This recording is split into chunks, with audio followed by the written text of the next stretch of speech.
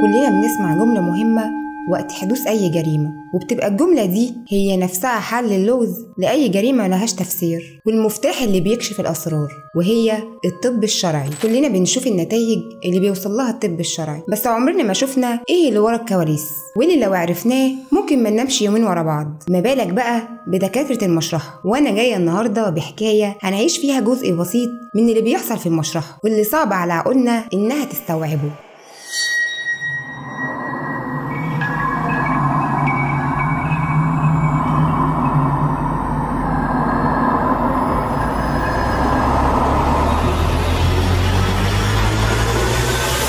حكايتنا بتبدأ في إبريل 2015 لما بتوصل لمشرحة زينهم 4 جثث. ال4 جثث دول بتبقى الأم وعيالها، شاب وبنت وطفل رضيع لسه ما كملش أسبوع على ولادته. وبيبدأ الدكتور بتشريح جثة الأم، واللي كانت بالنسبة له غريبة جدا، من أول لونها المزرق المبالغ فيه لحد جسمها اللي مليان أسمنت، والملاية الملفوفة حوالين رقبتها، وملامح الخوف اللي ظاهرة على وش الجثة. وأهم وأغرب علامة دراعها اللي خرج بره سرير التشريح. هي من الأول كانت ليلة غريبة ومرعبة على الدكتور اللي كان بيشرح الجثث في اليوم ده، وده من كتر ما كانت مليانة أحداث وحاجات غريبة جدا. وركز قوي في اللي جاي.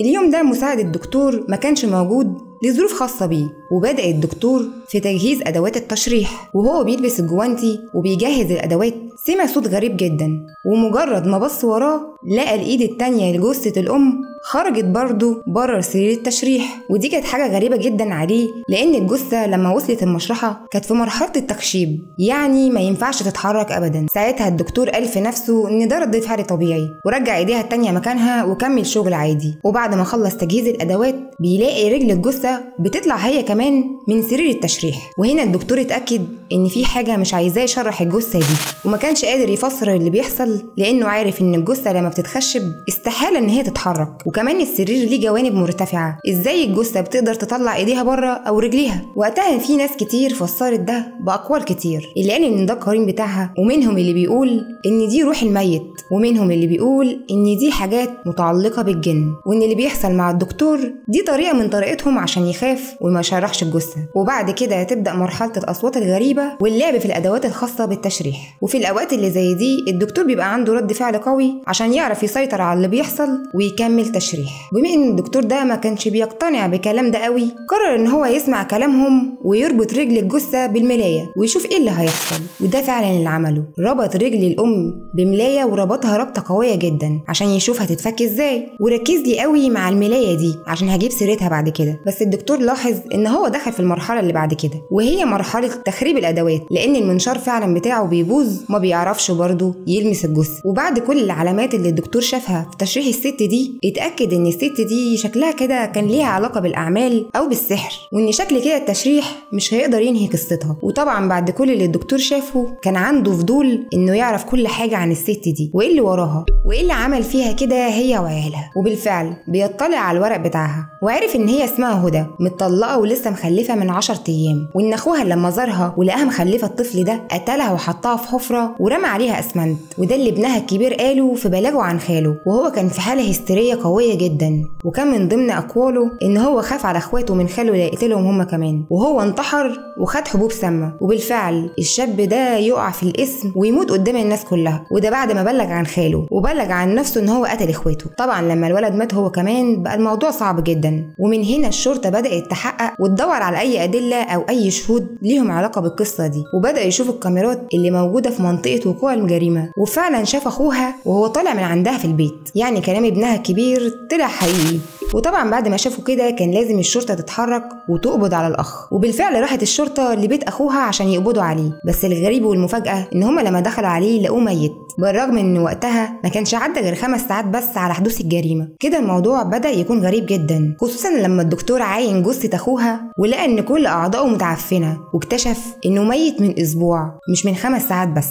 وهنا اللغز بدأ يتعقد أكتر، إزاي الجريمة ما عداش عليها 5 ساعات والابن يروح يبلغ عن خاله ويروح يلاقي خاله ميت من أسبوع؟ طبعا انت دلوقتي بتقول في نفسك ايه الجنان ده، وبتسأل سؤال مهم، مين اللي قتلهم؟ بس السؤال ده اجابته هنكتشفها مع بعض. وتعالوا نرجع لدكتور التشريح اللي وقت ما شرح جثة هدى لقاها ماتت بالخنق، وقدر يعرف من آثار الخنق اللي على رقبتها ان في 3 اشخاص هما اللي قتلوها مش شخص واحد. واكتشف كمان كمية رموز وأوشام على جسمها غريبة جدا، وكلها حروف ورموز مش مفهومة بأي شكل من الأشكال. ده غير إن هو لقى مرسوم على ظهرها جدول مكتوب فيه أعداد بطريقة غريبة ومترتبة ترتيب معين كده. اللغز عمال يتعقد والقضية عمالة تكبر، وبرضه تحصل حاجة غريبة جدا والدكتور شغال بيبص على الملاية اللي أنا قلتلكوا عليها كان رابط رجليها بيها، بيلاقيها اختفت. في اللحظة دي الدكتور قرر يوقف شغل ويتصل بالضابط المسؤول يسأله ايه اخبار القضية دي وايه اخر التطورات. بس الدكتور لما اتصل بالضابط لقى ان الشرطة كمان لسه مش فاهمة اي حاجة، وان يوم الواقعة المجني عليهم دخلوا البيت الساعة 3 العصر. فالدكتور قال له ده كان يوم ايه، وكان رد الضابط انه من 10 ساعات بس. وقتها الدكتور استغرب اكتر واكتر لان الجثة بقالها 24 ساعة متوفية، ازاي الحادثة دي حصلت من 10 ساعات؟ وقتها الضابط اكد للدكتور ان الضحية ظاهرة في الفيديو من 10 ساعات، وان ابنها كان جوه البيت واخوها وصل هو كمان في نفس الوقت، وكان ظهورهم واضح جدا في الكاميرات. وكمان كان باين ان الابن الكبير خرج بعدها بنص ساعة يشتري حاجات من بره البيت وبعديها بيرجع تاني، وبعد رجوع الولد ده بنص ساعة خرج خاله ومعاه الطفل الصغير، وكل ده كانت الساعة لسه ما جاتش 5. بعدها الابن بيروح يبلغ عن الجريمة في اسم الشرطة. وهنا الدكتور بدأ يسأل الضابط على حاجة تانية، ازاي الأخ هو اللي بان في الكاميرات وهو اللي ارتكب الجريمة، وازاي توفى من أسبوع. ساعتها الدكتور عرف من الضابط ان الضحية ليها أخ تاني مهاجر بره مصر بقاله 12 سنة غير اللي راحوله ولقوه ميت. بعدها الدكتور بيقفل التليفون مع الضابط وبيبقى عارف ان في حلقة مفقودة لسه محدش وصل لها، ويرجع الدكتور تاني لجثة الأم عشان يشرحها. بس المرة دي بيلاقي ايديها الاتنين ورجليها الاتنين خارجة خالص بره السرير. بس الصدمة الأكبر ليه ان لقى الجمجمة بتاعت الجثة مكسورة رغم ان هي ما جاتش على الحالة دي. بعد كده قرر ان هو هيكمل وبيلبس الجوانتي بتاعه وبيكمل شغل. وقبل ما يبدأ بيلاقي اتصال من الضابط المسؤول عن القضية، وكان رد الدكتور على الضابط ان هو كان لسه قافل التليفون مع الضابط التاني وفهم منه حاجات كتير. بس الغير متوقع ان الدكتور بيلاقي الضابط بيقول له انه استحالة يكون كلم حد تاني، لان الضابط اللي هو بيقول عليه ده قاعد قدامه دلوقتي وبيقول ان هو ما كلموش اصلا. طبعا الدكتور ما كانش مصدق ان هو ما كلموش، بس بعد ما اتاكد حب يعرف منهم تفاصيل القضية من جديد. وبتبقى الصدمة ان الضباط الاتنين دول قالوا له نفس الكلام اللي سمعه من شوية من الضابط اللي هو ما يعرفش مين اصلا اللي كلمه. وبعد ما الدكتور بيقفل معاهم المكالمة بيفتح سجل المكالمات ما بيلاقيش فيها اي مكالمة تانية، يعني هو كان بيكلم مين؟ ودي كانت حاجة بالنسبة له مرعبة جدا. وفهم ساعتها ان دي برضو اشارة بتدل على رفض الجثة للتشريح، وان الموضوع ده شكله كده مش هينتهي بسهولة. بس الدكتور بيحاول يكون ثابت وهادي عشان يكمل شغله.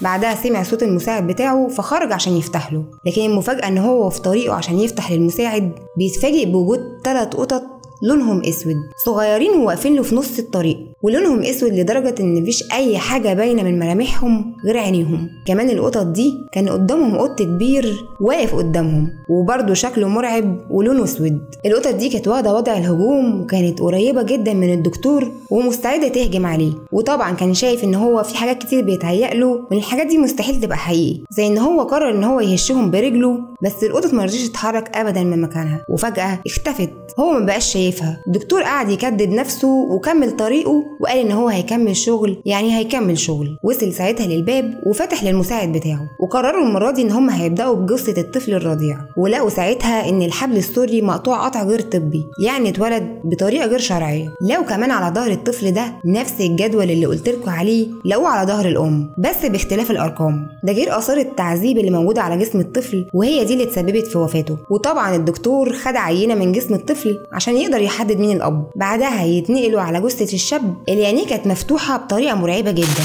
واللي المستحيل ده يحصل لجثه غير لما تكون ميته من فتره كبيره. وده كان لغز جديد في القضيه. الدكتور اول ما بدا يشتغل في جثه الشاب ده لقى برضه رموز وشوم وحاجات غريبه مكتوبه على جسمه ونفس الجدول اللي موجود على جسم امه وجسم الطفل الصغير، لكن برضه باختلاف ترتيب الارقام. وكانت نتيجه الوفاه بتاعته ان هو اتسمم بمركب عضوي فوسفوري، يعني مش زي ما موجود في القضيه ان هو مات بحبوب سامه. نيجي بقى لجثه البنت، ودي ما كانش عليها ولا اثار تعذيب ولا وشوم ولا اي حاجه، حتى سبب الوفاه كانت طبيعيه جدا وهي جلطه في القلب، مش زي ما اخوها قال في البلاغ ان هو قتلها. وبعد ما الدكتور شاف كل الجثث وكتب التقرير بتاع كل جثه، الوضع بقى مريب وتعقد اكتر، وزادت الاسئله وعلامات الاستفهام في دماغ الدكتور. بس هو من كتر التعب قرر ان هو يروح بيته يستريح شويه. الدكتور كان بيقوله وهو في طريقه الدنيا كانت ليل جدا والمطره كانت بتمطر بطريقه فظيعه. فجاه ظهر قدامه راجل عجوز وشه كله متغطي، مش باين منه غير عينيه بس.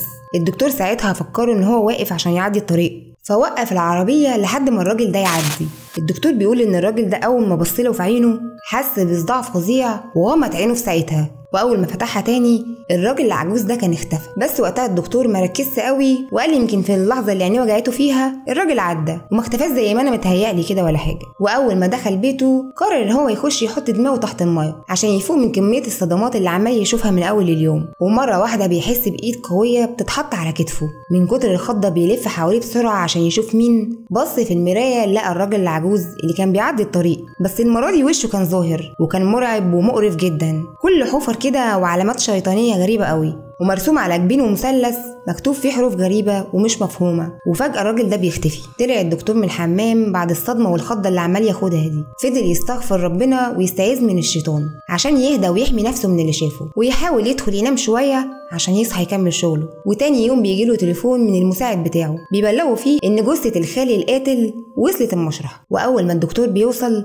بيلاقي المكان كله ريحته بشعه جدا، ويلاقي جثه الخال محطوطه في كيس اسود وملموم عليها الحشرات، ووش الجثه كان مرعب جدا، وده معناه ان الجثه بقالها اكتر من اسبوع متوفيه. وبالفعل الدكتور بيكتشف تاني ان جثه خالهم بقالها 20 يوم، 20 يوم كمان مش اسبوع. هو الحقيقه هي مش تفرق اسبوع من 20 يوم، هما كده كده ميتين من 5 ساعات، يعني برضو مش هو اللي قتلهم. في اللحظه دي الدكتور بيتصل بالضابط وبيتفق معاه ان هو يقابله ويجيب له تقارير حالات الوفاه بتاعتهم. وبالفعل الدكتور بيقابل الضابط تاني يوم، بيقوله ان النتيجة النهائية ان الام ماتت على ايد 3 اشخاص خنقوها، والطفل الصغير مات بسبب التعذيب، والبنت ماتت موتة ربنا بجلطة في القلب. اما الشاب اللي هو قال ان هو قتلهم ولا مات بنفس نوع الحبوب اللي هو قال عليها ولا كمان قتلهم. وقال كمان ان خالهم اللي ميت من 20 يوم هو كمان ميت مخنوق زي الام بالظبط. مين بقى يا ترى اللي بيلعب اللعبة دي؟ اكيد مش الجن ولا العفاريت. ويجي الاخ التاني في بال الدكتور ويسأل عنه ويعرف ان هو رجع مصر من سنة، يعني مش لسه مهاجر زي ما الناس كلها بتقول ولا حاجة. وبالصدفة بيجي للضابط تليفون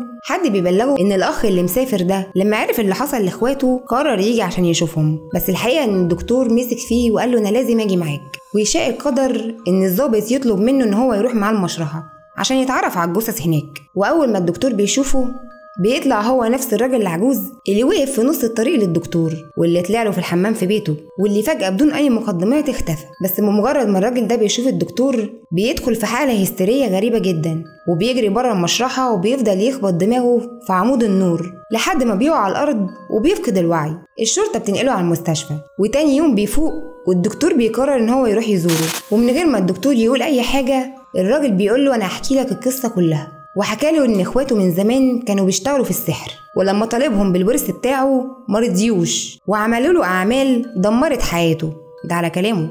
وان هو ساعتها قرر ينتقم منهم بنفس طريقتهم، واختار يسافر لاكتر بلد مشهوره بالسحر والدجل عشان يتعلم هناك، وكانت بلد افريقيه. راح هناك وتعلم السحر ورجع عشان ينتقم من اخواته. ولما الدكتور سأله ازاي اخوه كان ظاهر في الكاميرات مع انه كان ميت، قال ان هو كان ساحر للناس اللي حواليه عشان يشوفوه في هيئة أخوه. وبرضه بتبقى آخر مفاجأة في القضية إنه هو وأخوه اللي مات كانوا توأم بس غير متشابه، والقضية خلصت باعترافه بقتل أخته وعيالها وأخوه توأمه، وبكده القضية اتقفلت وكل حاجة انتهت. واستنوا حكاية جديدة في فيديو جديد.